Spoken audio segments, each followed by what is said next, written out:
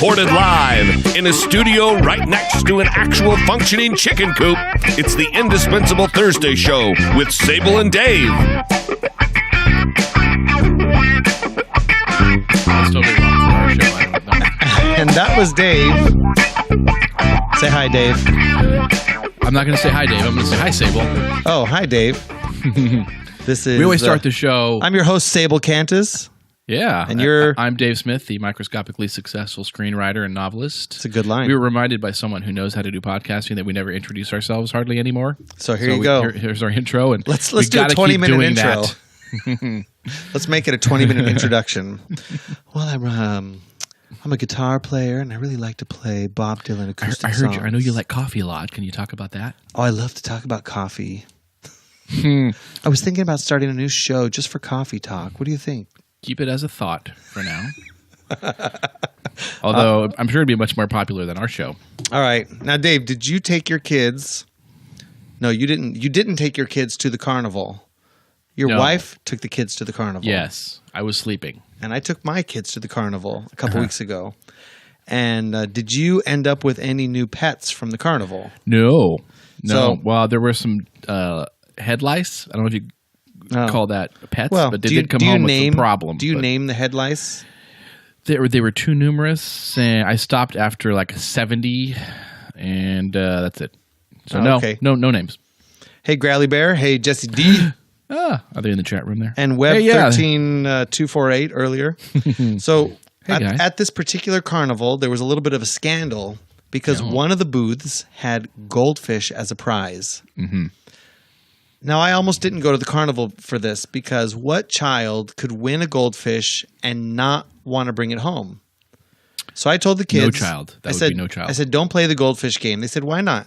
They said, I told the kids, I'll have to flush your goldfish down the toilet before it dies and you're sad and crying. Mm-hmm. And then they were really upset when I said I would flush it down the toilet. And then my wife got mad at me. And that was the end of the goldfish discussion. I figured, well, you got to. These are little guys. They actually have to throw the ring to get it around the bottle or somehow they had to win them. It's one of those almost unwinnable things. Right. Except maybe not the goldfish because they want to unload all the goldfish. My 6-year-old started winning goldfish. Shit. So he was very excited and I had to carry around bags of goldfish all day long at the carnival, which was fine. No, I got to make a note to myself. Since Jesse's here, I got to tell him about my latest giving blood. Story. I can't give blood because I always look like I'm going to pass out, and they don't let me. Oh, I forgot. Well, I won't. Just lay me down. They're like, no, sorry. I'll bring it up. It's so sad. Just a minute. So my 6-year-old wins goldfish. So now we have 3 goldfish to come home with: Bubbles, Scales, and Swish. Did you go through an interview process, or did they just hand you the goldfish? I know if you're adopting a pet now, that sometimes they'll ask you questions about if you have a gate, or is the dog going to be able to get out, or they didn't ask if I had a cat or what I was going to do with them. They just said, "Here you go, 6-year-old. Take these goldfish, take them home." Pretty irresponsible, but okay. Now it was my thought that you just get the biggest soup bowl or soup pot that you have. You throw the fish in there. You enjoy them until they die. Until they suffocate because you're not oxygenating the water. Yeah. Yeah, right? And that's it. Uh-huh. No. We're not going to have that in our household. Okay. $100 later, we've got a giant aquarium. It's got the oxygen bubbles. We have real plants. Have the little diver, like in the diving bell. There's no diving bell. But the bubbles come up. But there's an actual bridge so the fish can hide under there. They went to the beach and they got shells. Basically all they do. They just stay under the fucking bridge. They got shells from the beach and marbles and picked the tank up and it was great. Did you clean the shells from the beach? Because you don't want to have all that was taken care of. Residue from HIV needles in there. So I hope you wash them off before you put them in there. Well, 2 of the fish died 2 days later. So now we have this giant tank and only 1 fish left. I think you have some sort of recourse, don't you? Yeah, we could go back to the volunteer teenagers at the booth. Yeah, give them a piece of your mind. 2 days. No. They went down to the pet store, and for 37 cents, they bought new goldfish. And the new goldfish name is the same as the old, just like we did with the chickens. Yeah. Bubbles, Scales, and Swish. Well. You had a chicken named Bubbles? What the hell's wrong with you people? So Poor Scales. This was the original carnival one. This is the first one, the 6-year-old one. He starts swimming sideways one day. Oh, that's usually a bad sign. Unless you've accidentally poured some bourbon into the water. The 6-year-old says, I don't think he's feeling well. I think I should pet him. He needs some cuddles. No, He needs to be cuddled. Yeah. Don't touch the fish. Don't touch the fish. Flush. So Thanks to should have named one Flush according to Jesse D there. Daddy's I agree. Scales is just getting pushed around by the bubbles in the tank. Like that's not good. Yeah. So we pulled him out. He had one fin in the grave and one on a banana peel, as they say. Yeah, that's exactly it. So thank you very much, Stupid Carnival. I could have lived with no goldfish, and now I can't live without them. By the way, Growly Bear's confused about the day. Yes, we're doing on a new day, Growly Bear. Sorry, I don't want to stop the show for every time there's a chat, but he was confused. For new listeners, yes, Dave has a conflict for the next couple months on Wednesday night. Yeah. Where we usually record the Thursday morning show on a Wednesday night. We are now recording it on a Tuesday, and we're just going to sit on it. So you get a 2-day head start before the rest of the world. They have to wait. That's right. To get the show until Thursday. So consider yourself lucky, my friends. But you still get it on Wednesday. Yeah. So that's pretty good. Time zones are miraculous. Yeah, I guess that's what they are. So this is the saga of the goldfish. We now own an aquarium, which has got to be one of the worst things you can ever own. If you don't love looking at the fish, it's a lot of work. I just like the one on my computer. I just hit aquarium and it just goes for a couple hours. Did you win the fish right off the bat? You know how sometimes people want to go, like you go to Magic Mountain and you accidentally win the 6-foot tall Wile E. Coyote, and you're like, oh fuck, I got to walk to your Magic Mountain. You got to walk about 2.8 miles back to your car in 112 degree heat. Yeah, put the goddamn thing into your car and then come back in, or otherwise you got to carry the fucking thing with you the rest of the day. I promptly give it to either the next child or the next, well, when I was single, super hot chick that I wanted to talk to. Yeah, well, that's a good idea. Just give it to a kid. Out of the big thing and just, and then the dad goes, yeah, thanks, buddy. Thanks, pal. And I go, yeah. Nice of you. Sucker. So I do want to have a little coffee talk, though. A little serious note. I'm sorry. It'll be quick. It'll be quick. Last week, I talked about my visit to Holy Grounds. Keep an eye on the chat. I know someone's going to talk. Well, Babbling Coffee's not here. I was going to wait for Babbling Coffee, but real quick. Okay, I actually agree with this is okay to mention. So vis-a-vis coffee on the Instagram, I started following Holy Grounds, and something really sad happened. The owner of Holy Grounds, Steve, had a terrible fire and lost all his stuff. It's all blackened and ruined, and he needs a little bit of help. He's got a GoFundMe. He has a GoFundMe.com. This is serious. We're not joking. Yeah, this is not a joke. This is not like the LGBTQ phone or something. Right. This is an actual GoFundMe page. Steve could actually use a little bit of help getting back on his feet. If you are feeling generous and can send some bucks his way, GoFundMe.com/ZJYRPB3W. Let me spell that for you. That's pretty catchy. GoFundMe.com/Zulu Juliet Yankee Romeo Papa Bravo 3 Whiskey. There's a really cool picture. I shouldn't say this, but there's a really cool picture of what a high-def TV looks like when it's completely melted. If you want to check that out, that might be worth throwing a couple bucks his way. By the way, if our show generates up to $500, I have a thing with Sable where he will not talk about coffee ever again on the show. Yeah, I have agreed. Yeah, $500 on the GoFundMe from our listeners, and never again will you hear coffee talk. I'll start my own. Problem is though, if we podcast. generate $1,000, Sable's going to start a new show devoted to coffee, which might be a good idea. Maybe I'll join that one. That would be classic. I'm going to have Jesse on there, special guest. I'll be talking about my Keurig view, and all the people be like, "Yeah, tell me about that Keurig view." No, I'm not going to talk about it at all. I don't want Jesse to. That's a his tease. brain to explode. So Jesse, when we talk about coffee, Jesse turns into like Glenn Beck when someone's talking about Trump. His head just explodes. We got a lot of great feedback from that episode about the harassment you guys gave me on the coffee side, good. Which is fantastic. So on Sunday, I gave blood, and I try to give every time they come to our place. Which is like 3 or 4 times a year, like, oh, put me on the list. I'm going to be there taking the kids to Sunday school. It's fine. And this time I felt, man, I'm able to give the big double the big double donation where you get the special machine and you got to sit there for 20 minutes. And as much as I don't like it, I figured they need it. So I did the double red cell donation. I don't know what that means, but sounds great. That means so I normally may have to use your blood someday. That's good, but they won't take mine. Normally when you give blood, they jam a giant needle up in your arm and they suck out a bag. Like this is going to make me like start turning white. By the way, a pint of blood. I'm like Brittany on the. It's a on the giant Jesse bag show. of I blood. start to get a little queasy. That's probably why they don't. I'll give the blood, but I start to get a little queasy. I said, just lay me down. I'll be fine. Oh, you don't see any of it, Dave. But yeah, I know, but I know what's happening, and it's just weird. So you're already making me like squirmy. Look at that. You don't see it. You don't deal. You deal the needle prick and then you're done. But they take the blood and that's it. Now, some people get dehydrated, like happened to me the last time I gave blood. I was a little bit tired when I went to the park and it was hot. So, you got to rest a little bit. Drinking's not necessarily a good idea when you're giving blood. But when you do the double, they take blood out, they suck out the red blood cells, they put some anticoagulant and they stick it back in there. And this was weird because my tongue started tasting funny and I had a weird smell. I wanted to tell you that last week. Your tongue tasted funny to me. And every time they did the return, I could feel a tingle in my head. I was like, what's going on? They said, here, you need some Tums. You need the calcium in there. I was like, oh, okay. Woo. And then when I was done, I needed to go use the restroom. So I go use the restroom and people are coming in like, Sable, are you okay? Are you okay? I'm like, dude, I'm just like, I'm fine. I didn't pass out or anything. They would know if I passed out. A 230-pound dude falling into the wall. Jeez. That's how it would be. Mm-hmm. So thanks, Jesse, for giving me the encouragement to do the double blood. Yes, thank you for your blood service, both of you guys. I'm classified 4F. They won't take me on blood. Is that true? It's like a draft classification. I'm joking, but is I have been turned down because they thought they're like, you don't look so good.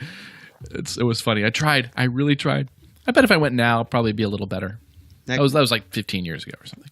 Next time. I should try to We'll go in July or something. Yeah, there we go. Go together. That'll be cute. Hey, everybody's there. We'll all our drinking afterwards. buddies are there. You know what? One of the best reasons to give blood, you give blood in the morning, and then you have one drink at night, and it's like having 4 drinks. Oh, shit. It's so awesome. Oh, I forgot to tell you, big news. I make sure I'm making a note to step down my heroin, my grade of heroin for that day too. I'm gonna send myself a note in the future. Okay, Very get ready. A week and a half. What's Game that? of Thrones. Yay! Now we missed it. I don't know how this happened. Why didn't they contact as media people? They should have contacted us. Yeah, there was a red carpet premiere. I didn't get the press Sunday. Kit, must have went to my neighbor and they didn't tell me. Next time, check your spam because we missed the whole red carpet premiere in LA. We could have been there with Daenerys Targaryen premiering our song. I bet my friend Gray went. Look and see if Gray Drake was there. I bet she was. Well, we'll look it up later. Gray Drake. Yeah. So it looked lots of fun. So don't follow Game of Thrones on Instagram, though. Skip that one.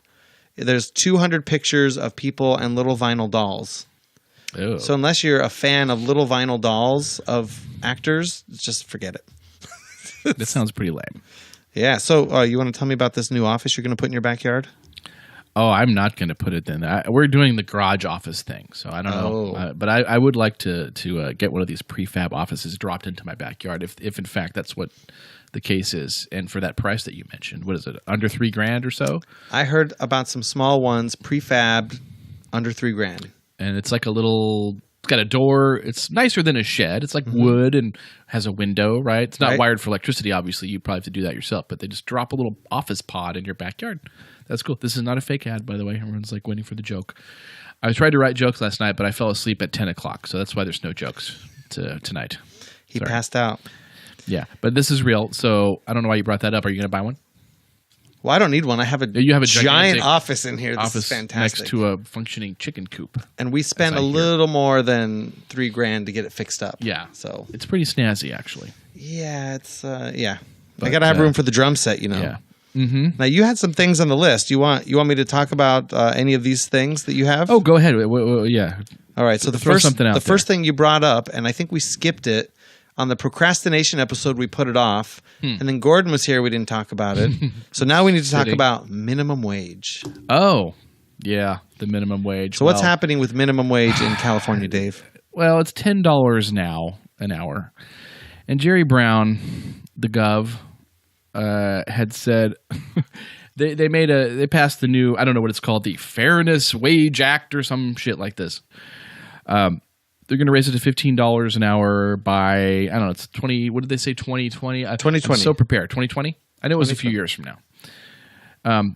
Now, I actually heard, I was driving around listening, and I actually heard this chimp say the words, economically, minimum wages may not make sense, but morally, socially, and politically, they make every sense because it binds the community together to make sure parents can take care of their kids.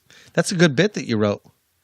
Yeah, I worked very hard on that. No, that's what he actually fucking said. It may not make economic sense, but it makes every sense because it binds. It's like if it doesn't make economic sense, it's not going to help bind. What does he say? Bind the community together and make sure parents can take care of their kids. What? He actually said economic. Okay, he did say economically minimum wages may not make sense. Oh. I don't think he understands any of this.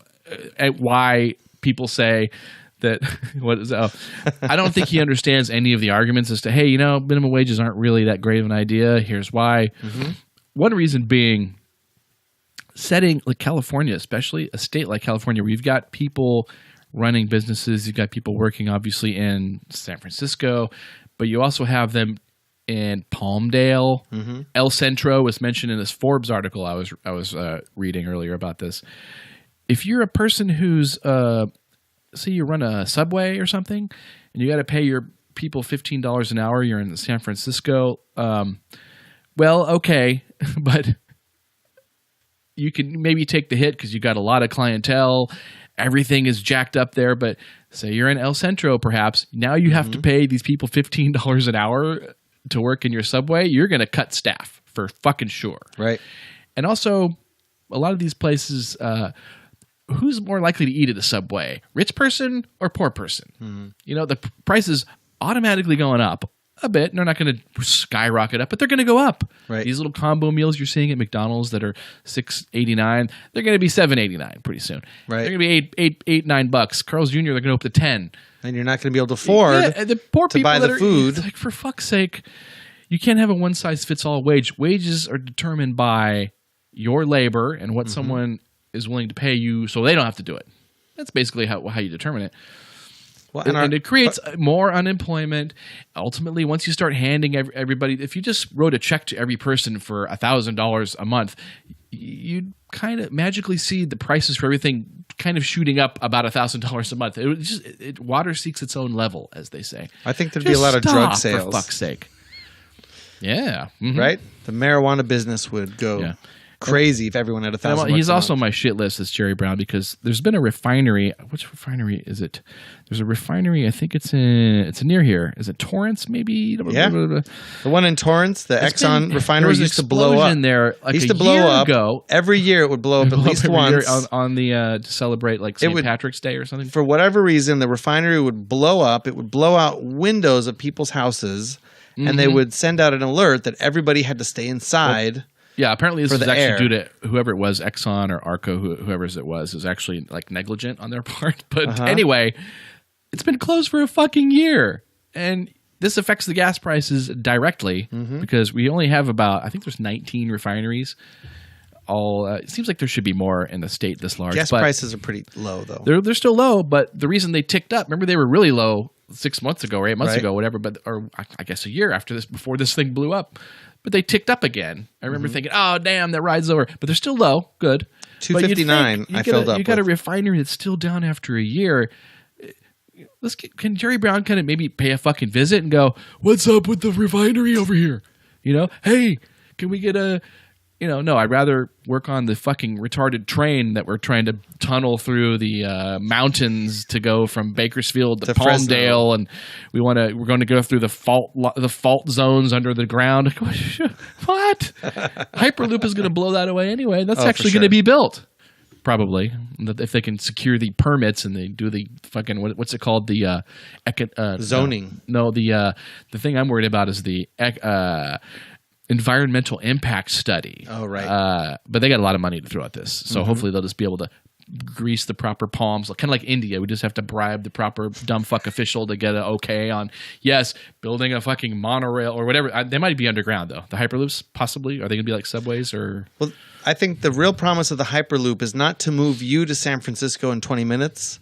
The real Hyperloop power is going to be to take a giant piece of cargo and get it from China in an underwater, like along the ocean floor tunnel, vacuum tube, and just avoid the big use of ships.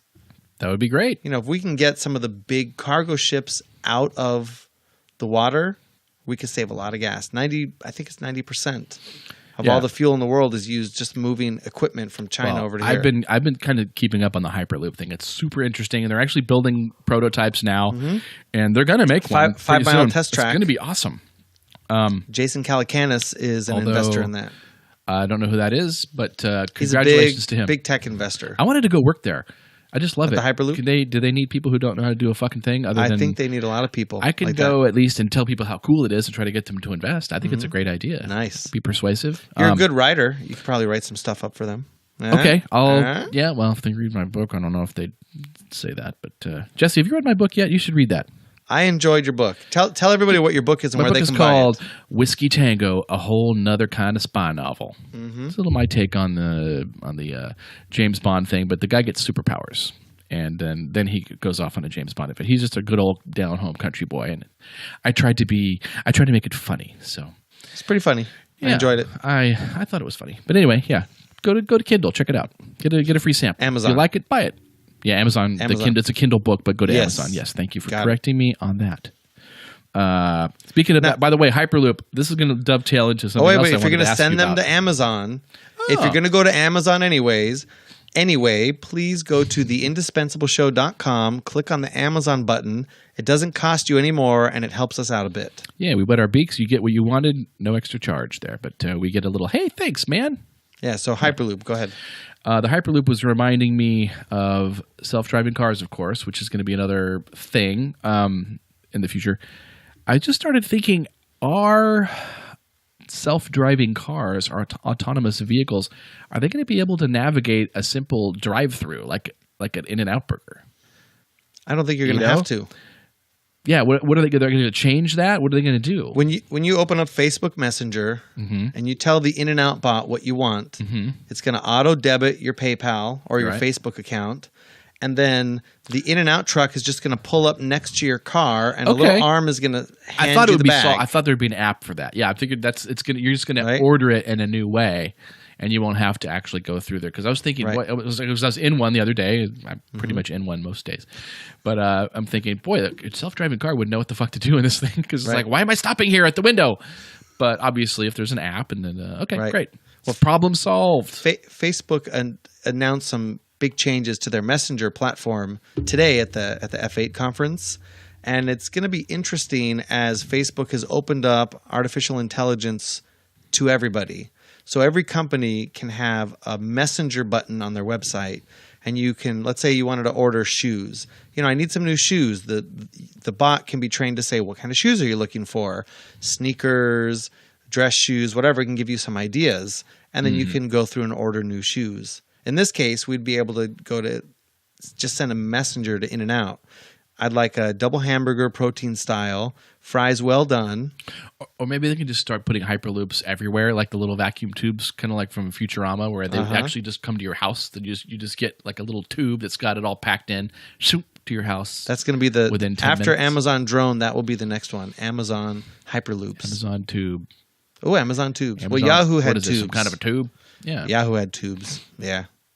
Could have a neighborhood tube. Solving the world problem. There we World's go. Problems. You put a neighborhood drop on every corner, and when you punch in with your app, you put in your drop number. You just walk over there, punch in your code. Whoa! Not so fast. I have to walk over to the drop.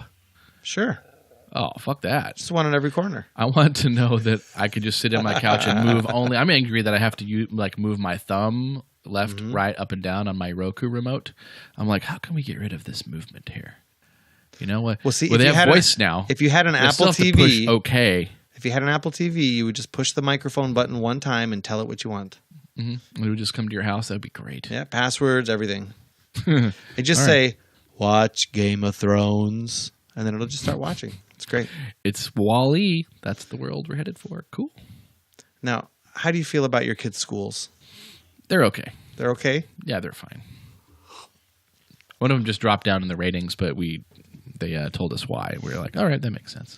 Well, I was reading my my CTA union magazine. They waste my money by sending me a paper magazine in the mail that I don't want, and I have no way to tell them stop it's a wasting my fucking money. tree holocaust, what they're doing. Right? over there. There's no way for me to let them know stop wasting my money and sending me magazines.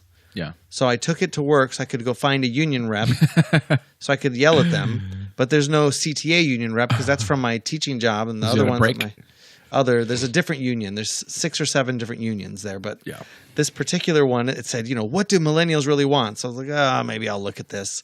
And I just flipped through, and there's an article there called The Parent Trigger. I go, what's the Parent Trigger? This sounds interesting. And of course, it's slanted because it's a union publication. And so they're saying how awful the Parent Trigger is, and it's killing unions, and they're anti-union, and it must be these charter I'm schools. probably a parent trigger, I guess. I'm guessing. Well, get this. You're going to love this. So I'm looking through. Of course, I'm reading this. I know this is a slanted publication, and I don't like most of these pricks anyways. And they're saying how awful that this law passed. So I go look up the law. And in 2010, California passed the Parent Empowerment Act of 2010. God, I already hate it because it says empowerment. Oh, no, you're going to love this. Okay, good. This is a school that is sucking. So it's called the subject school.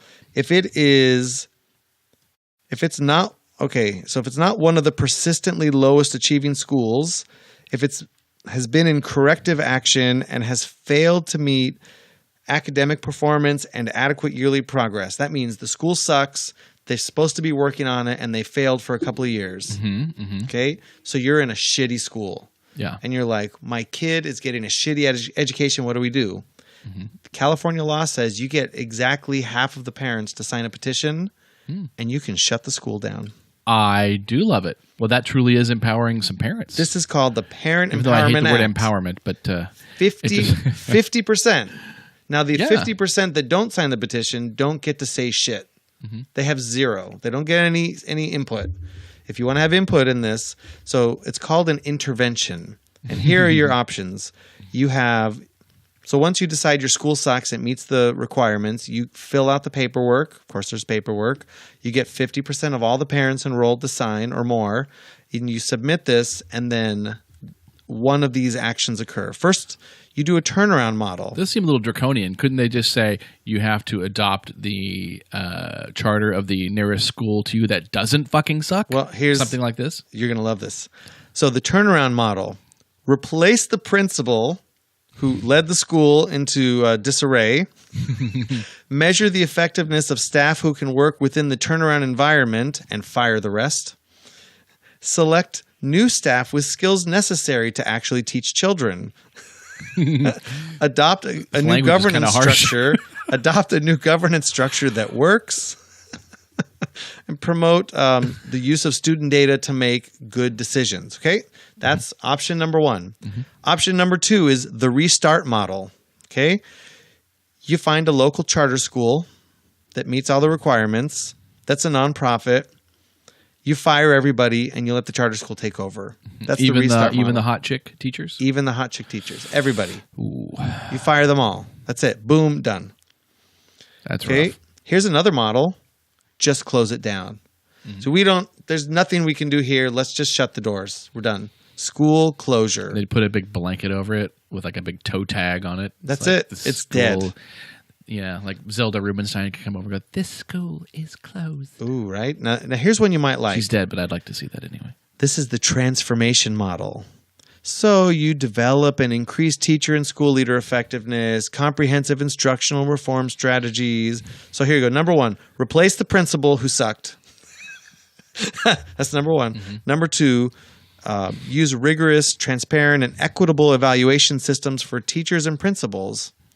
Basically, find the teachers that can do their job.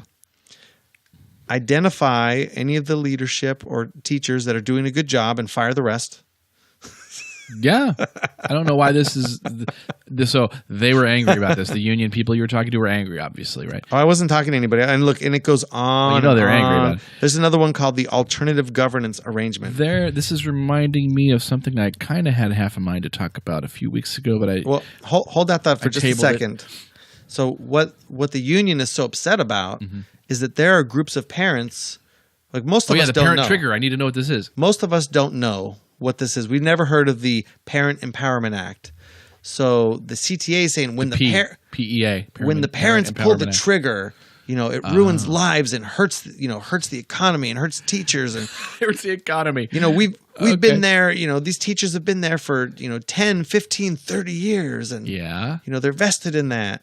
But there are organizations going around saying, "Hey, you know what, Dave? You don't have to take this crap from the school. You may think you do, but you actually don't. If you want to, we could look at filing a petition here for the Great. Parent Empowerment Act. We could pull the trigger on this. That's the terminology, and make something happen at the school." I love it. Now, that should be used in conjunction with something I was going to mention earlier. I think it's in Louisiana. They were actually not only were the students were getting graded and the teachers getting graded, but the parents were getting graded as well on how well they were.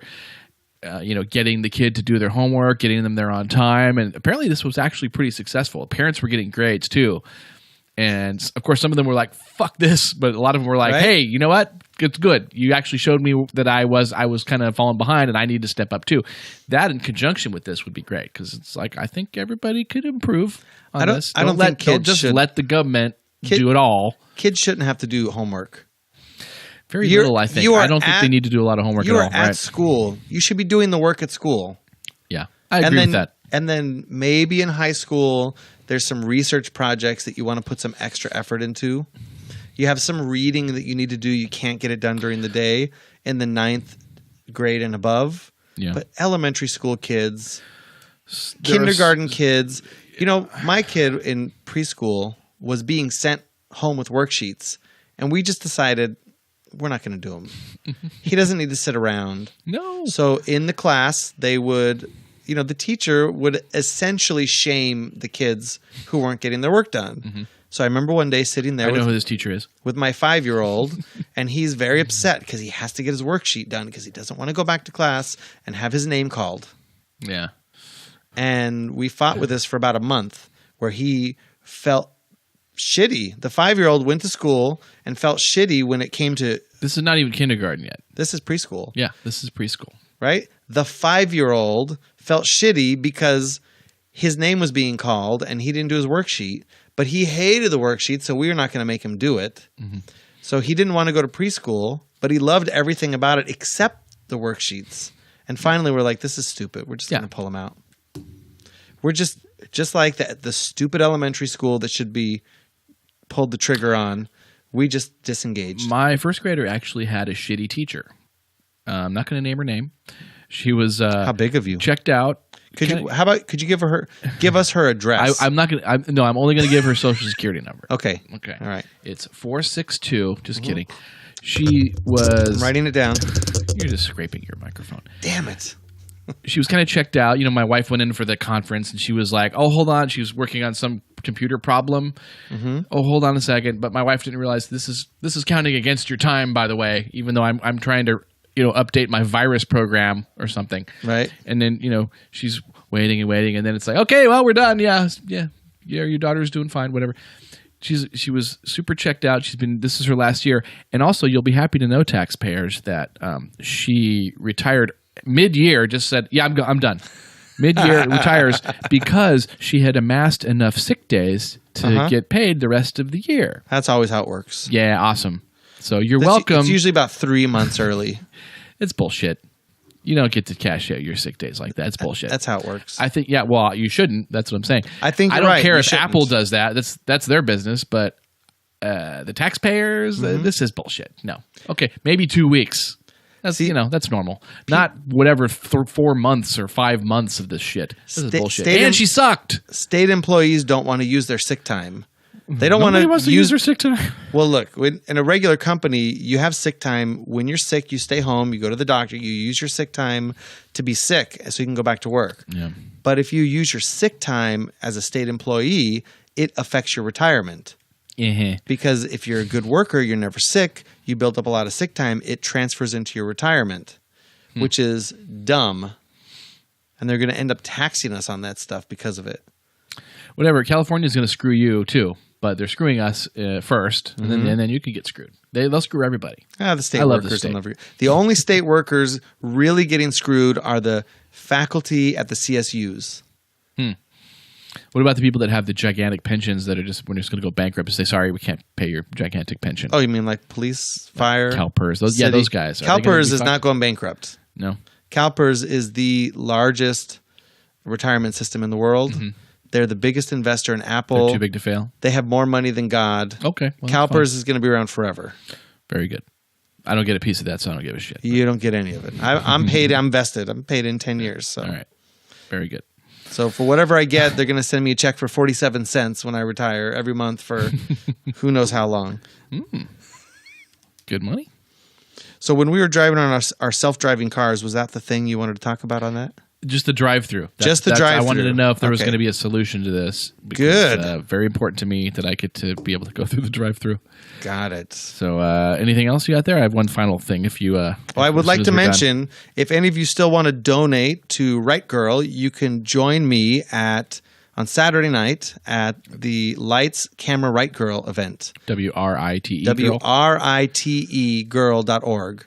Check it out. Oh, Babbling Coffee, you missed all the Holy Grounds talk. Sorry about that. Jesse D might have checked out during this, but Jesse D is in the warm bath, filling up with his blood with the razor that he slid across his wrist. oh, right.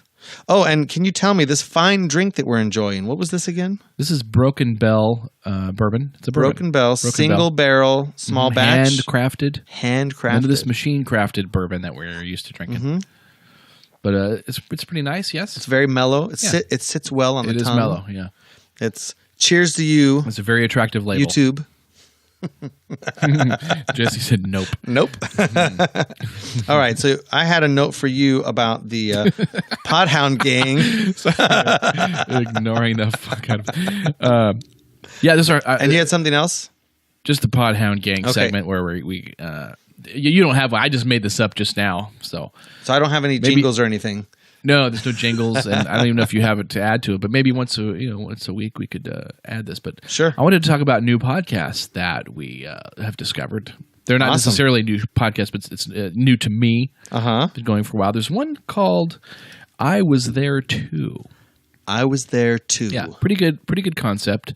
The host will take he'll pick someone who was in a very famous movie, maybe an iconic scene, but it's just like an extra, someone like this who was there, and it gets their take on the all the proceedings, like what it was like on the set, because you've always heard stories about like Raiders of the Lost Ark. You always hear Harrison Ford stories, but you ever hear the guy who was just standing there next to the cameraman? They have some pretty good stories sometimes.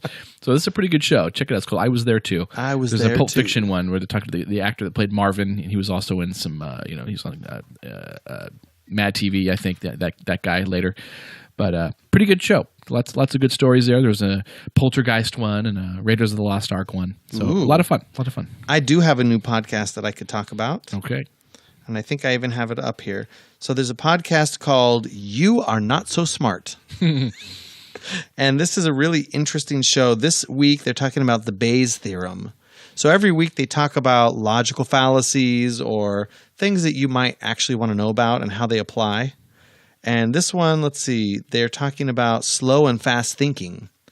And I used part of the slow and fast thinking from this podcast on an application for some grant work that I want to do in the fall. I was like, oh, well, let me just use directly this. It makes me sound smart. And I already heard back from the director, so I'm probably going to be getting that. Thank you to the You Are Not So Smart podcast. You Are Not So Smart podcast. I'm going to give that one a try. Just search for it on iTunes. It's where you can find us in the iTunes store. Yeah. If you haven't written a review for us, by the way, hop in there and give us a little review. Have I reviewed Jesse's show? Of course you have. Have I? Tell I us have how to check meat- and make sure I have to remember if I'll check. You open up iTunes. You can search for Sable and Dave or the Indispensable Thursday Show. Leave us a review. Yeah? Yeah. Yeah? All right. Well, Dave, you got anything else for me today? No, that's it. One good drink. I think we had a nice brief show. Yeah. 40 minutes. We're going to keep it short for Edgar. By the way, shout out to Edgar. He's in much better health than he has been the past couple months. Yay, Edgar. Right? And We hung Yehuda. out with him this weekend. Yehuda, your beard is looking stellar. I'm jealous. Mine's going to have to grow and catch up to yours. So I guess with that, Dave, we should say adieu. Yes. Bye, Dave. Bye-bye. Thank you for listening to the Indispensable Thursday Show. You can subscribe on iTunes and anywhere that fine podcasts are served.